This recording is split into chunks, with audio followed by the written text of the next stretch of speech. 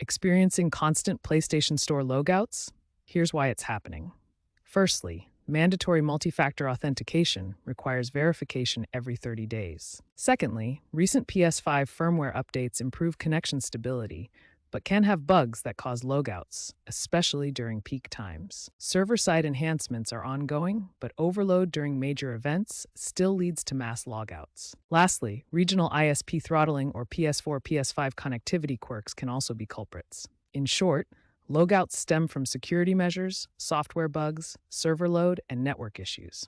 Check the PSN status page for official announcements regarding server issues or maintenance. Start with the basics. Restart your console and check your internet connection through Settings, Network, Test Internet Connection. Sign out and back into your PSN account to refresh your session. Ensure multi-factor authentication is enabled and verified to secure your account. If using Wi-Fi, switch to a wired Ethernet connection for better stability. If you're using a VPN, try disabling it as it can cause connection conflicts. Clear the PlayStation Store's cache through Settings, Users and Accounts, Other. As a last resort, factory reset your network settings. Back up your data first. If problems persist, check official PlayStation support channels for server-side updates.